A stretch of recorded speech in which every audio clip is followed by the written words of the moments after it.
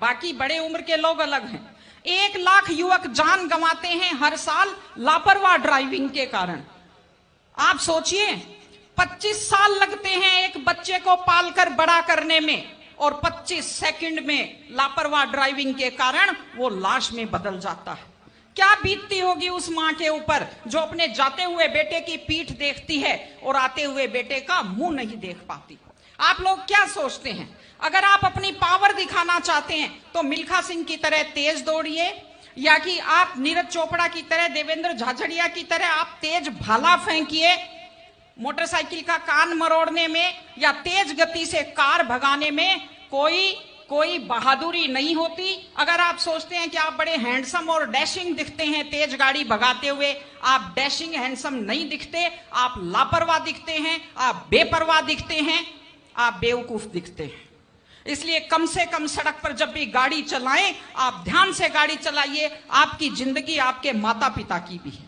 एक छोटी सी चीज और कहना चाहती हूं, हमारे बुजुर्ग हमें जब पालते हैं, जो लोग खेती से बच्चों को पढ़ाते हैं, जो लोग छोटी आमदनी में बच्चों को पढ़ाते हैं, उनकी पूरी उम्र खप जाती है अपने बच्चों की जिंदगी बनाने में, और उसके बाद दुख का विषय है, बड़ा पीड़ादायक सीन मैं कई जगह देखती हूं कि एक माँ बाप मेहनत करते हुए हाथों में आइटन पड़ जाते हैं, एड़ियां फट जाती हैं, कपड़े मैले फट जाते हैं, और उसके बाद जब बेटे को पढ़ा लिखा कर तैयार करते हैं, उसके बाद पढ़ी लिखी बड़े घर की थोड़ी बेटी आ जाती है तो माँ बाप की तरफ ध्यान नहीं देते। आज हमारे 60-70% घरों में हालत यह है कि बुजुर्गों को रोटी तो मिल रही है लेकिन इज्जत से रोटी नहीं मिल रही। इस चीज को बदलने की जरूरत है। माँ बाप, मैं आपसे कहती हूं, जैसी भी परिस्थिति होती है, माता पिता आपको राजकुमार की तरह पालते हैं। आपकी भी ड्यूटी है, जैसी आपकी हैसियत है, बुढ़ापे में उनको बादशाहों की तरह से रखिए, उनकी सेवा कीजिए, उनका सम्मान कीजिए। इस तरह से माता पिता की सेवा कीजिए, वो अपनी जिंदगी आपके लिए कुर्बान कर देते हैं। और माताएं बहनें बैठी हैं, एक छोटी सी लास्ट बात जो मैं कह रही हूं, बेटियों को समझदार बनाइए, बेटियों को बेटा मत बनाइए, क्योंकि बेटे तो लापरवाह होते हैं। बेटियों को समझदार बेटी बनाइए।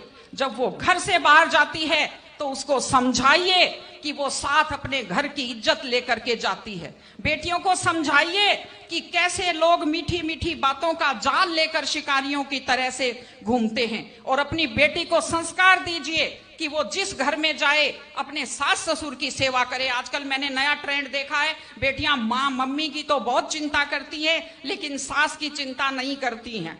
ये गलत चीज है।